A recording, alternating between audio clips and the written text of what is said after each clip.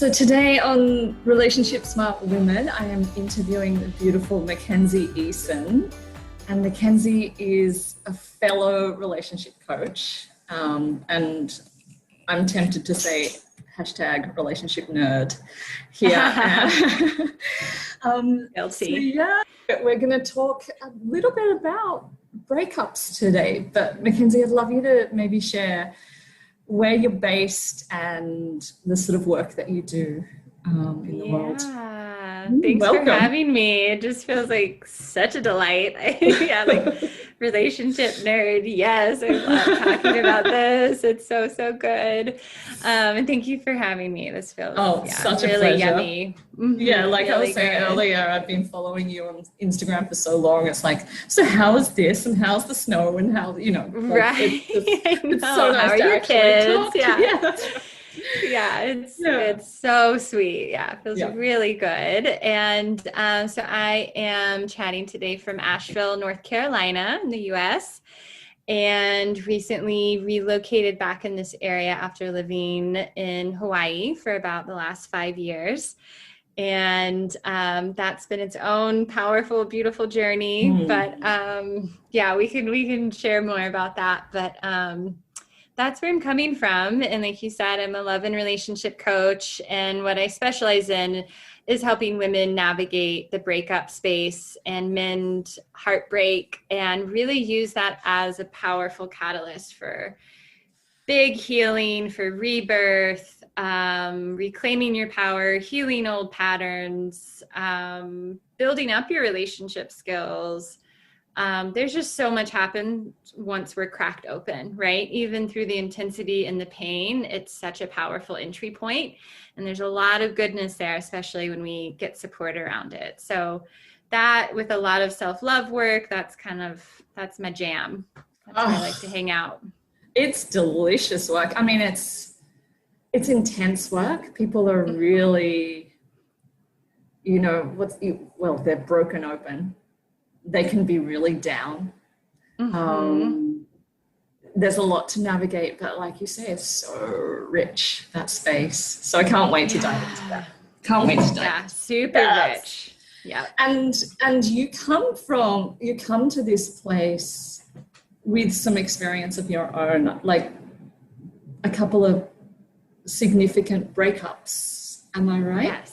Yes. Yeah. I'm wondering how they've informed the work that you do, and obviously a lot, I'm imagining. Yeah. I love this question. So, I mean, there's two really significant, one breakup that really catalyzed me, just like really on my path and really believing in this work. And then a more recent one that also deepened in my work and very opposite ends of the spectrum. But getting back to the earlier one, many years ago, I was really into spirituality and a lot of like new age community stuff and yoga and meditation, and all this stuff is really beautiful.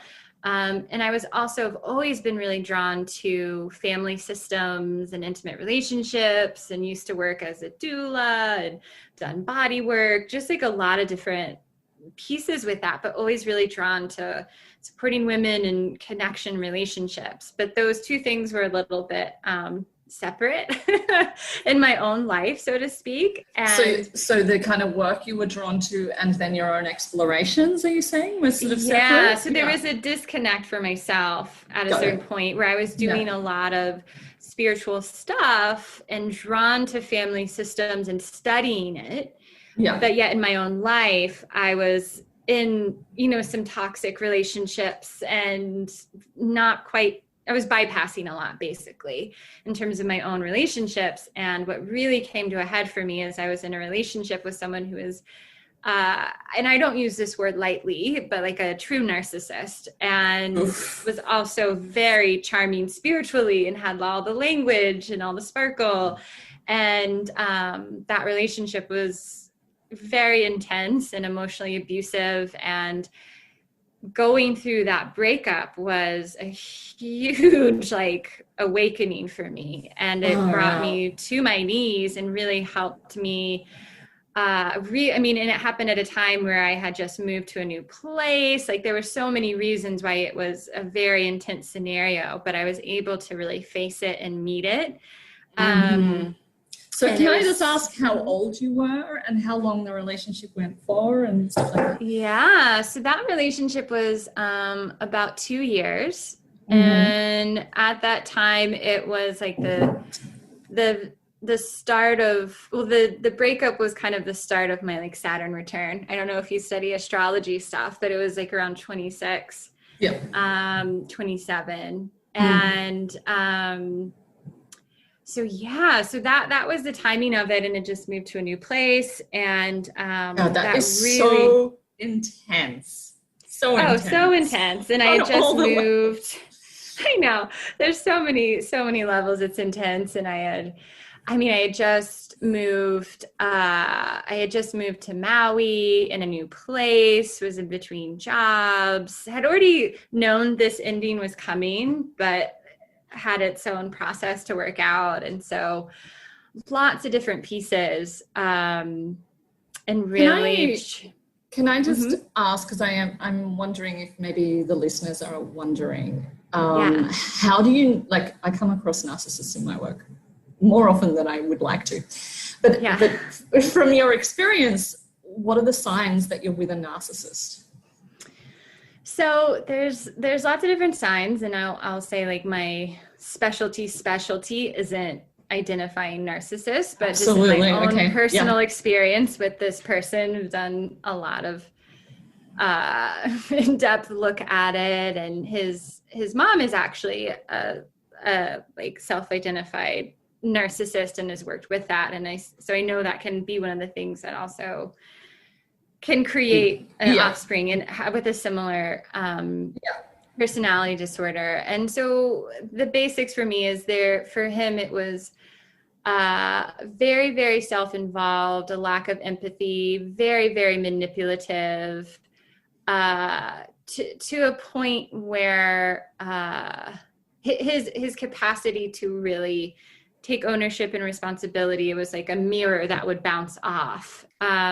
And a lot of gaslighting, meaning like positioning himself to where I was questioning my own perspective and experience. And in my experience with him, it was a lot of, I got hooked in that dynamic often because he was so intelligent with a lot of his like spiritual lingo and the content of healing and I, at the time, part of my journey is I was really giving my like spiritual authority away, like outsourcing my power a lot all over the place, but especially to anyone who seemed to have like know more than me in a spiritual way. There's a sort of spiritual hierarchy. Yeah. And I really wanted to be what I call like a spiritual good girl. I really wanted to do my work. And very empathic. And I really wanted to look at myself. And so because I hadn't really cultivated a deeper sense of trust in myself, in my own authority, and my own knowingness, and perfectly matched with someone who's a master manipulator. And I think it's very good at that. Yeah, thank you so much for sharing that. But I do think it is what am I trying to say? A common hole you can fall down when you're on a spiritual path, because on a spiritual path, you are so ready to look at your own shit and take responsibility. And when someone is going, you're the problem constantly, I'm fine. Like, okay. You're like, oh shit, well, I just have to be more accepting. I just have to not have a problem with all this, and then we'll be fine. And narcissists are often very dismissive, like there is no problem, we're fine. Exactly. They can't see problems, right? Because they just can't, it just bounces off. Their whole world would collapse, like they would die if there was a problem. Yeah, like they've built so much at this core level of sense of safety, and it's very crystallized. It's very formed. And I think that's what is the big difference between someone who really has fully narcissistic qualities versus someone who just is like, oh, I don't want to look at that, or that's squirmy. Yeah. And for me, it was an interesting space. And so that was the thing that kept me engaged was wanting to keep taking it on so much that I was taking on all of his stuff, and even use that idea of like a twin flame. Oh, we have a soul connection and we're twin flames, and that's just what these relationships are like. These are our triggers and they're coming up. But like reality was, this was like a very emotionally abusive, toxic relationship, you know?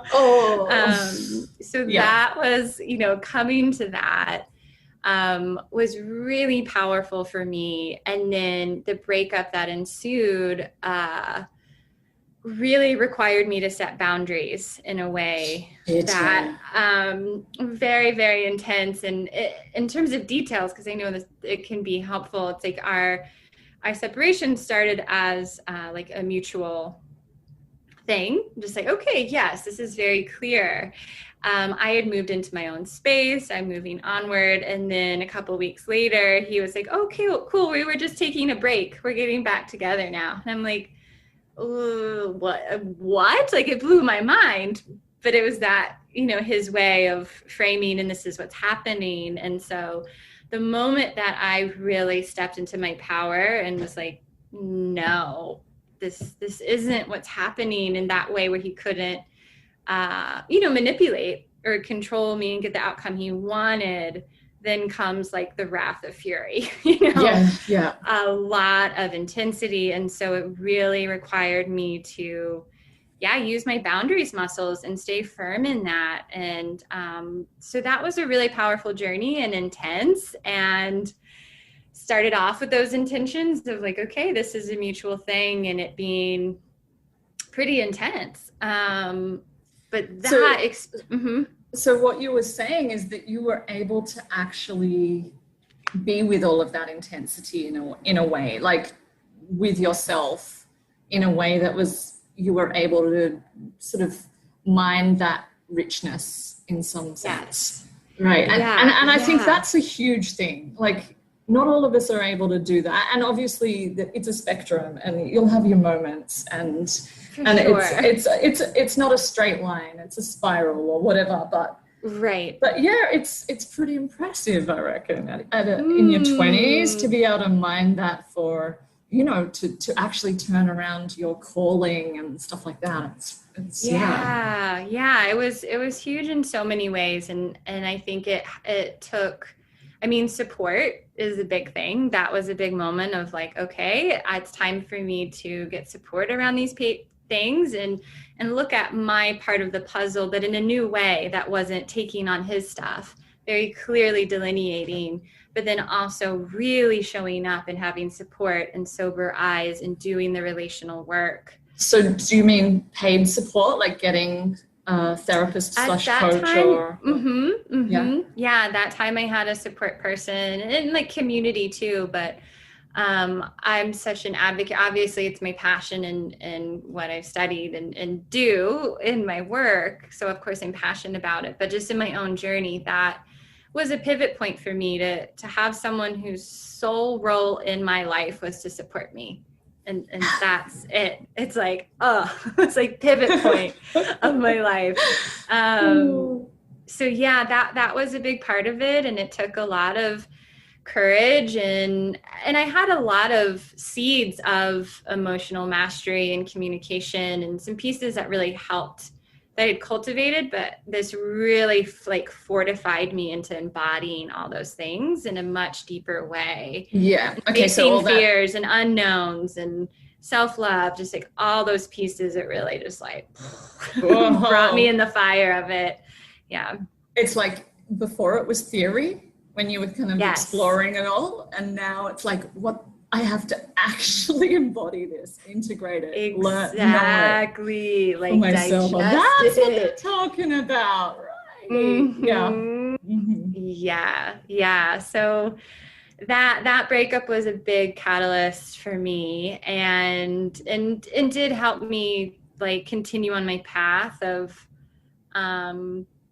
deepening, and from that place after my own journey and coming out the other side of that, studying relationships more and becoming a coach and weaving all the things I had studied in different ways, but now embodied and kept deepening in. And in terms of relationship journey, after that, was in the most beautiful, healthy, healing relationship. And I imagine you entered that in a whole different way.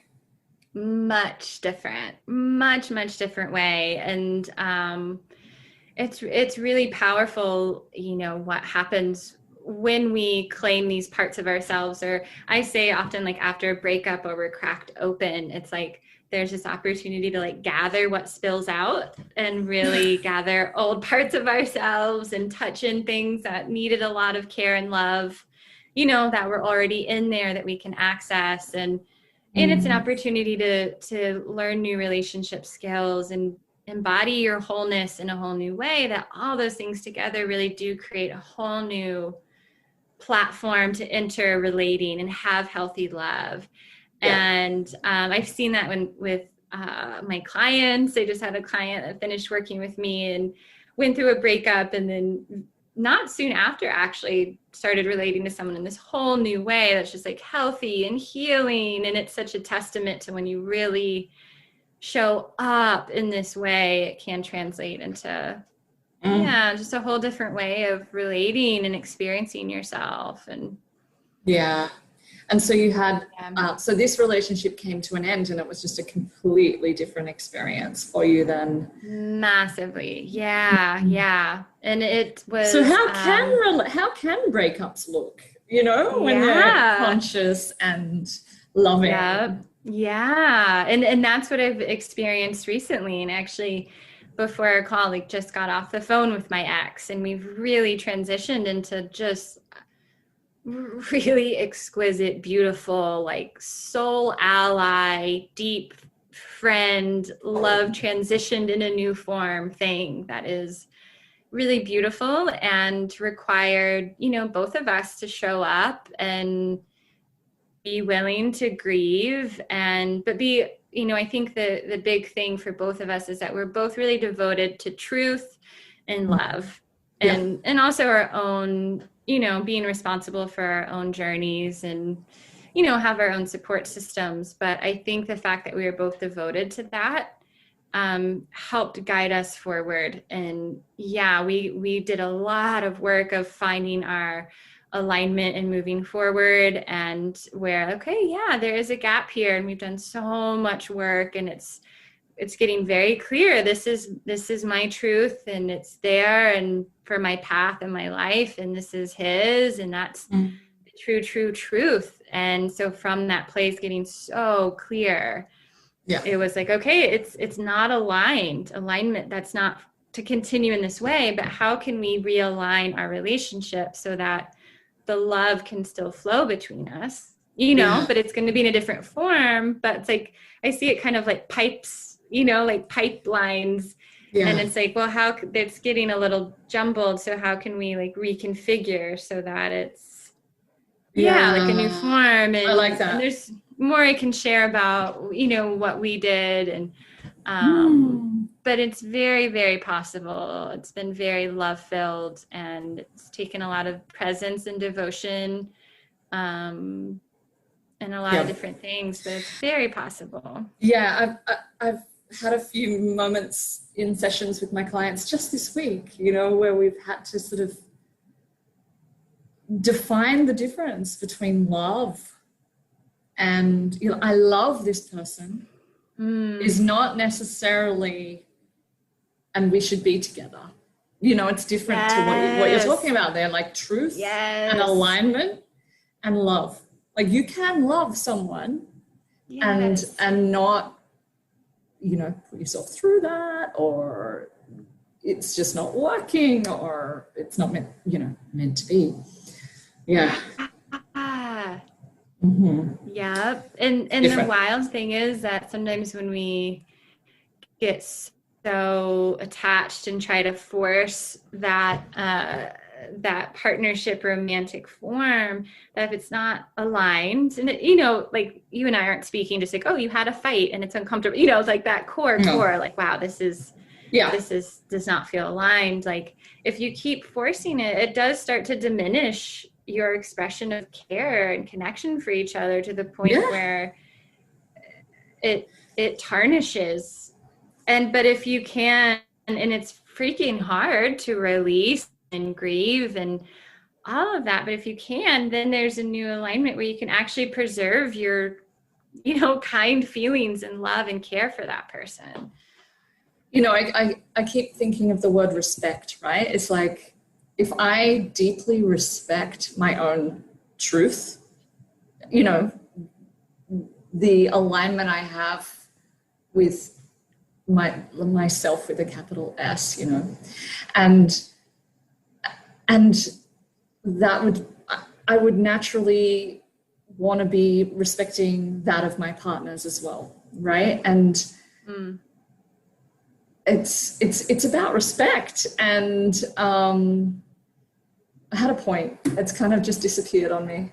But yeah, I know how that goes. It was a really good point. So listeners, just imagine the most amazing intellectual point right there. Mind blowing. Yeah. It was mind blowing. Okay, so I'm going to ask you now to share with us what you see as the biggest challenges for people or places to get stuck when they're in the throes of a breakup. Kind of feels relevant. It feels relevant right now when we're talking about, but I love them and I want to try and keep pushing and making this work. Yeah. Well, the first one that comes to mind related to that is how will I phrase it? It's kind of like, I think what gets a lot of people in a relationship longer than is healthy, or, where it's not indicated, or to fully release and break up, is the fear of loss and not quite trusting your resiliency to feel deeply and get through that on the other side. And so I think and it's such a human common thing to feel scared of loss and your life shifting around and the unknown. But I think once we can start to acknowledge that fear and lean into, how to support ourselves through that, and also lean into our resiliency, then it's like, oh, okay, yeah, it's scary, but I know I'll be okay. I know ultimately, even with loss, even with big feelings, I know I'll be okay. Yeah. So I find that fear is a big thing for a lot of people. And it's kind of conjoined twins with the fear of, which is what you're saying, the unknown of, but will there be anyone else for me, which starts then exposing some self-worth stuff, some self-esteem stuff. Exactly. And that, that can be crippling and like that. And also opens up our ideas of our own worthiness of love, how much love there is in the world, what's possible. I mean, like so many things connected to that. And I think going back to the respect thing, and like, I think so often, and I think this is especially common in women, we so easily subtle and big ways abandon ourselves and our truths or our needs or our desires in order to not have to face that fear. Totally. Or it's such a big one. It's huge. Yeah. And I often come back to the question to my clients, is that a good reason to stay? I love that. Is it? And then it kind of like, squirming. It's a reason. Totally. Yeah. So that's a big one I find often, where people get stuck in the breakup process or that decision to really go through it. I mean, I think connected to that is getting hung up on, I work with my clients a lot on how to process anger and grief and whatever emotions are there in a really embodied way that has traction, that doesn't go into a lot of women, or a lot of people can go into just like collapse, where they collapse in, or they go into massive avoidance, or they like fill the void, very quickly. And it's a lot to interface and really be present with those emotions. And most people aren't taught or modeled. No, that's what I was quite the opposite. Yeah. It's quite the opposite. Shove it down. But also I'm just thinking, and this is because they're doing it alone as well, right? They're not imagining, okay, I'm going to go get someone like Mackenzie to help me through this, right? I mean, There are ways Yeah. through. Yeah. So that, and like isolating and collapsing can be a really common thing. Yeah. So that's big. And then I think closure and boundaries, those are some things that I really help Yeah. women with. Yeah. And closure is an interesting thing. And I think in my experience, I've had such a, quite the pendulum of experience where closure can mean very different things. And the big thing that I was just talking to a client about this is that like no matter your intentions, you can't control how the other person is going to respond in the closure process. And it's actually, it's a relational process still. So your ex might have a lot come up for them where they can't show up in a really kind way, or they just in their own healthy reason need boundaries and can't be available to process. Or they self-destruct. Or they self-destruct and get really gnarly at you or whatever. Like you can't control that part of it. So, and that can be hard for like, that's a piece that a lot of people, that blocks them from getting closure, is they're waiting for that other person to give them the type of closure that they wanted. And it's beautiful to have a certain type of closure, but at a certain point, there is, okay, I actually need to grieve that I'm not going to get the closure I wanted. And there's a different process when it can't be a dialogue.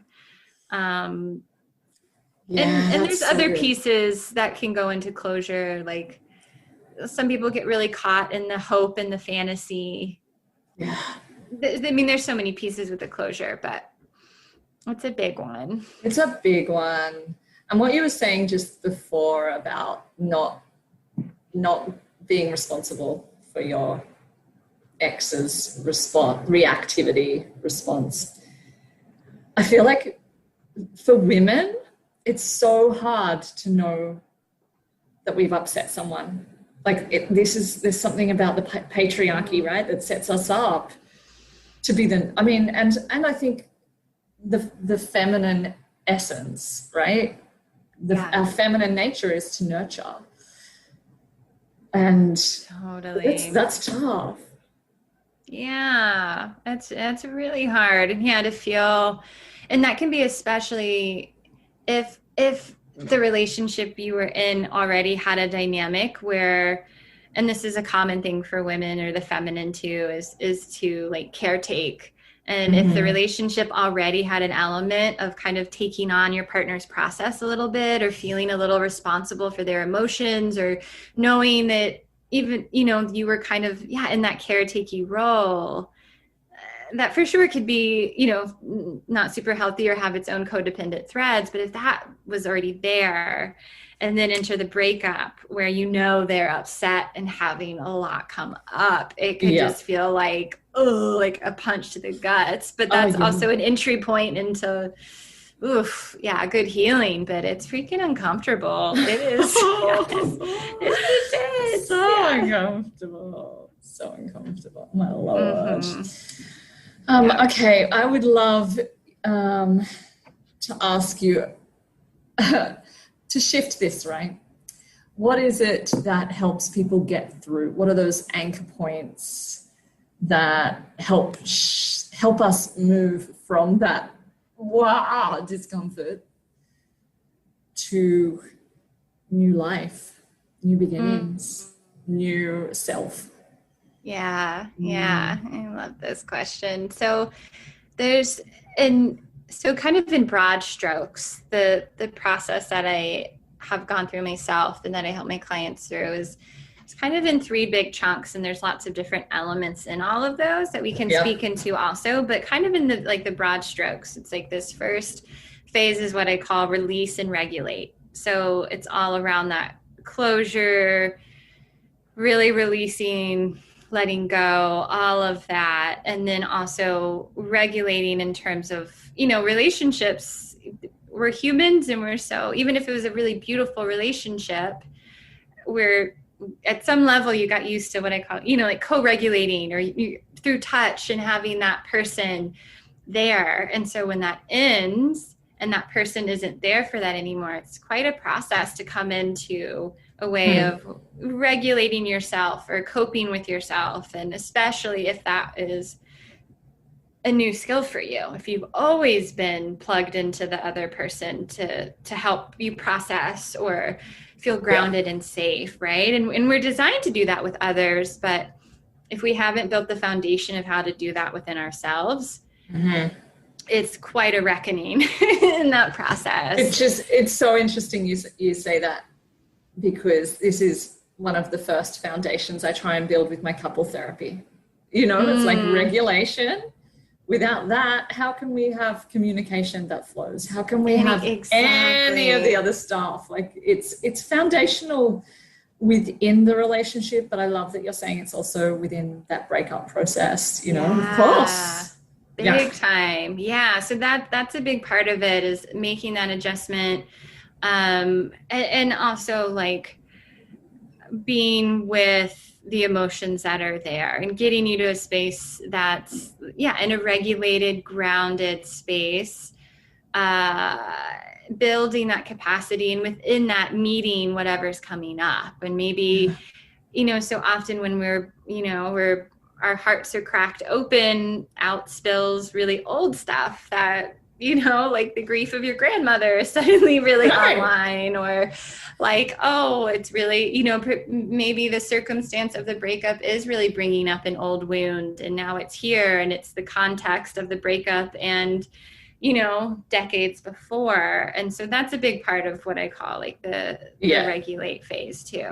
Yeah. So it's just like release and regulate is a big part. And for some people that takes a while, or it's so personal. It's very personal, but that's a big part of it. And then the next phase is what I call respond and reclaim. So, oh, I love that. Yeah. So the respond part is all around, you know, communicating, if there are any communications with your ex, responding to life and what the invitation is, boundaries, those are all a part there. And then reclaim is a big part of what I've spoken into, of like gathering parts of yourself long abandoned, or reclaiming your power where you've given your authority away, or just, you know, something that is yours to be responsible for, that, you know, you let your partner do for you emotionally or whatever. So it's about like reclaiming is a lot of gathering all these different parts to yourself that were, you know, for whatever reason, neglected or abandoned, or, you know, just not tended to. Or given away, you know. And I like that sort of taking responsibility part. I think that's so important, because it actually, while it can feel hard for people because they're like, is that blame? It's not blame, right? It's, oh, I ignored that red flag. And actually that's empowering, because I know that I can navigate differently next time. I am not just a victim. Yes, exactly. And I think that I'm glad you're speaking to that, because this was also a conversation I had today with a client around, you know, there's such stigma around like breakups and then being a failure, and I'm a failure. I was thinking that as well, and the shame of that, right? And so we were really unpacking that, and really holding, you know, for her, it was someone that was very clear. It was not an aligned person, wasn't going to be able to give her the type of relationship she truly wanted. And so that was clear. But with that, it was like, okay, so holding it as like, okay, this relationship in of itself and the breakup process, like, is this powerful healing catalyst and growth and lessons, all of it. Like, it is a vehicle for healing, even though it didn't turn out the way you wanted. It does require you to show up for it and get really curious and see what was there. Like you said, like, oh, that was a red flag. So if we hold relationships in that way, there's just, like, oh, it's so rich. So rich. So rich. Yeah. So that's respond and reclaim. That's kind of a middle broad stroke. And then the third main anchor phase I would call is revive and rise. Hey, so that, they're all our words, I'm noticing. Love that. Yes. I know the articulation of it came to me in a bath. And I was like, oh, I need to write this down. Because it can be such a nuanced process, and there's so many things involved, but this revive and rise is a lot around like reconnected connection with self-love, rebuilding self-trust, confidence, and it's kind of where all the work you've done in those first two phases, it's like I see that as, relationship or breakup is a death of sorts, and just kind of like there's a death, and then there's like compost, and then that's really yummy stuff to grow out of. And so this final phase is a lot around like re-nourishing and sovereignty and freedom and re-emerging with the whole new way of wholeness and self-connection and self-love in a way that, that's such a big pillar for me in my work. So that's threaded throughout, but this is kind of the phase where it's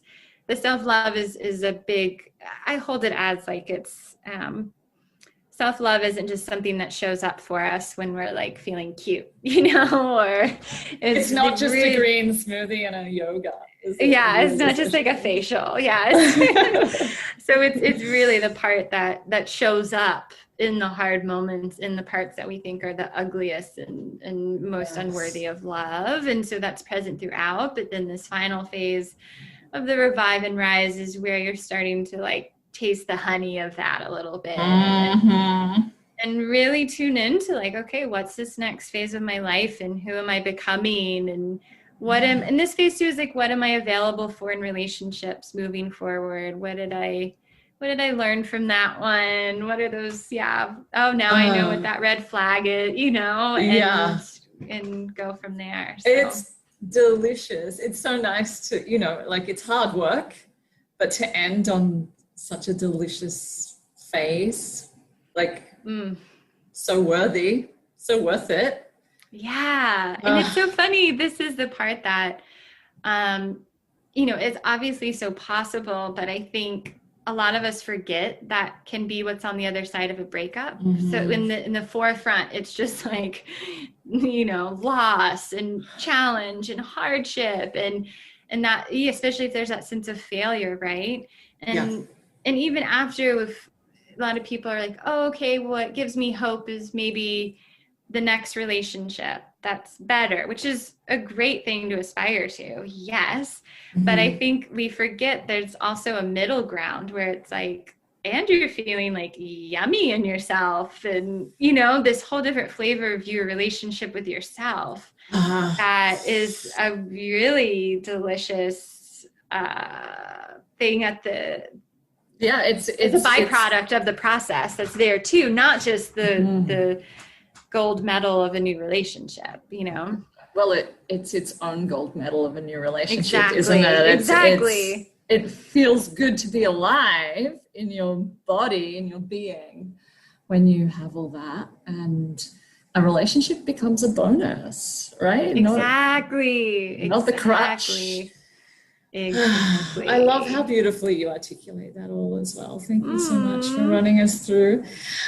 So I love kind of how I can relate to the work you do, but our specializations are kind of different, because I'm kind of, I suppose, and that's about my experience as well. So mine's more about like, if it's going to be pointed towards an area, it's those long-term couples who are feeling really flat, really resentful, really cranky, really disconnected, and they want to at least give their energy to trying to get that back.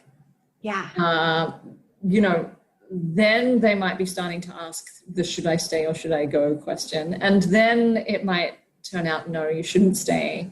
You've tried all of this and you're still not getting you're very clear in who you are and what you're doing and your side of things and your responsibility, and you're still not receiving what you need. And so there's the breakup, right? So, but I sort of start in a different zone. Yeah. But I'm wondering, do you have clients who are asking that question? Should I stay or should I go? And how do you help them get clear? Yeah. Oh, yeah. It's like the big question. It's such a big question. I get asked it's the biggest all the time. It's so big. And I work with some clients who start working with me while they're navigating that. I would say a lot of the women clients I start working with have that sense that it's indicated, but are having a lot come up around really moving forward with that. But sometimes it's not as clear. And so I work with them a lot around, okay, what are the things here that would need to shift? And so I would say that's really the first place, is getting really, really clear on, what's mine, what's not. What are these core things that aren't working? And I phrase it often, like, so often it can come down to like, where am I not feeling met in this relationship, and where are these gaps, and getting just really, really clear on that. So that can be its own process. The next thing I work with clients on is from that place is around like communication. So often it's such a fascinating thing to me that like so many people will have that insight, but like, I'll be like, well, do they know? Like, do they know? And they're like, no. Or how have you asked for that? Oh, I just tell him he's failing miserably, criticize. Yeah. Yeah. How's that work for you?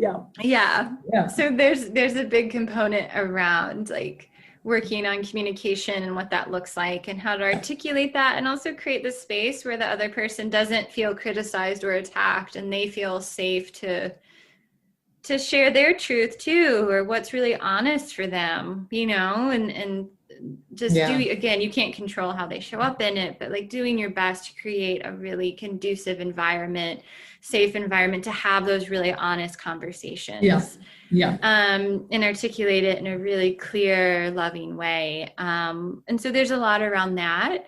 And then from that place, it's like around, depending on how that conversation goes, they might be like, nah, I'm not interested in working on my communication, and I can't, and I'm not interested in working on that, and I can't meet you there. Or if they're like, no, I don't want to have kids, and that's not changing, and that's what it is. So then that can be like very definitive. But if it's not, then if there's some room to work with, then it's like, give it 100% and do whatever you can do in the relationship to see if you can have those gaps close. And again, you can't control your partner, but like having a couples therapist, you doing sessions, just giving it what's yours, you give it your all. And if you've communicated that it's essential for the relationship that they have similar willingness and devotion, then it's like, okay, let's freaking do this and see if anything changes, and be with that. And the timing of that is different for each couple. But at a certain point, they're like, the results come in, of like, is this changing? That's right. Yeah. Like, are the actions changing? Is this shifting? Is that possible? And I'm just such a big advocate of couples therapists and getting support on that. But if not, it's not, I've had clients who have come to that conclusion on their own, and their partner can't meet them after a consistent amount of time, and they've been super clear, and they've tried, and where it starts to get to a really detrimental place where it's just very, obviously if there's abuse happening or anything like that, that's a non-negotiable. But if you start to feel that point of like, this is massively destabilizing, it really harms me to stay in this, we're bringing each other down, we're re-traumatizing each other, even with support and clarity and help,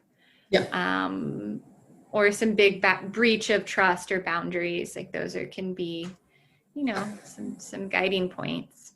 It's a big question. It is a big question. Not a simple formula, but it's so personal, and a lot, like, there's no like, well, if this has happened, then you must leave. Like, it's just not like that, right? It's so much more nuanced and so nuanced. personal. And there is space for, like repair and healing and There's all of that. There's so much space for it, but we've got but I also think sometimes they're just not meant to be, right? Like, it's exactly. Like sometimes people are staying and I'm like, why? Yeah. If they have kids, I'm like, okay, I get it. But yeah, totally. Often there's not that. And I'm like, oh, okay. All right. Okay. So my last question to you, Mackenzie, is the gifts of breakup. What are the gifts of breakup? There's lots. Yeah. And I feel like I've like sprinkled you've sprinkled totally them in. Already spoken to this as well. Yeah, really there's obvious one of the big ones is especially if you're paying attention and showing up and using it as a learning experience, you just learn so much about yourself in relationship, and even how you show up in the breakup. Like, that's a huge thing, is like the breakup is a relational process. So it's like, what's come up for me in this? Where it's been really hard for me to keep a boundary, or where do I get squirmy and caretake? It's just like there's a lot of yummy insight in that. And then obviously reflecting on the relationship, those are huge things. And it's such a time to, and other pieces of like where you're cracked open and what spills out, in this window where you are really open to life in yourself, and a lot of ways your guard is down and you have access to a lot of the heart tendrils, the things in the heart that are more exposed, that you can access, that maybe have wanted your care and attention for a really long time. So that is one of the biggest gifts.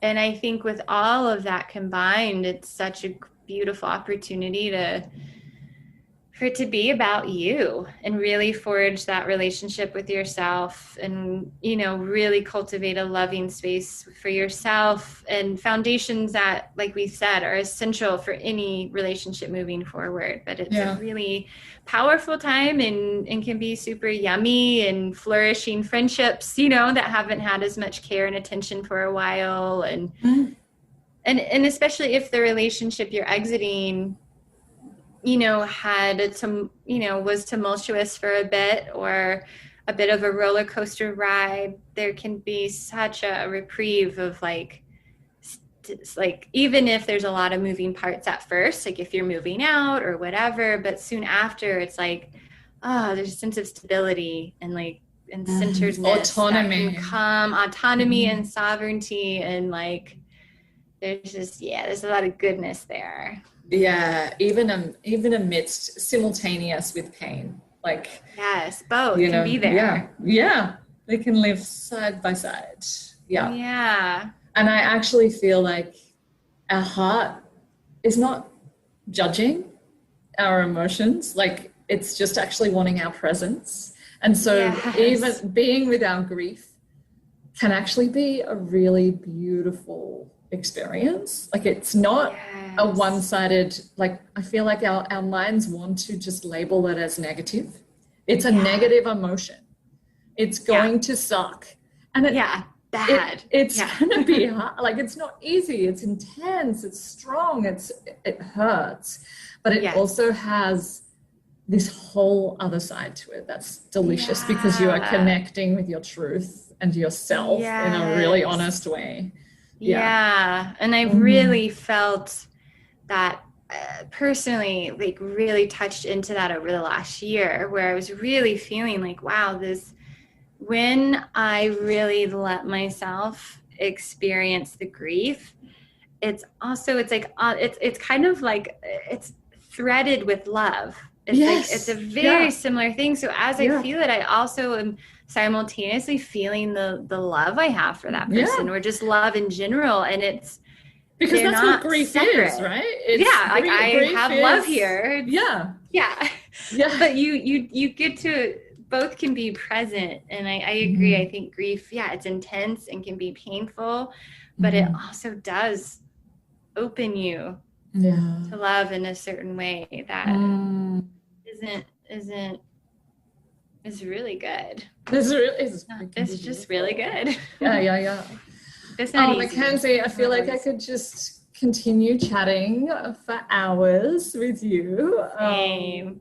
But I will let you go because it's evening in your world over there, and let you go and have your evening. But it has been such a pleasure talking to you, and I just think the work you are doing in the world and with your clients and with your courses and with your Instagram is such a gift.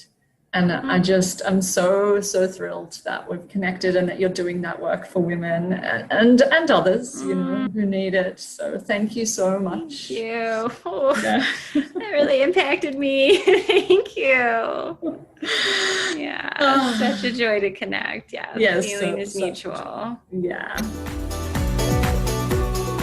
Hey there, I am just popping in here because I got so carried away and enjoyed my chat with Mackenzie so much that I completely forgot to give her a chance to let you guys know where you can catch her.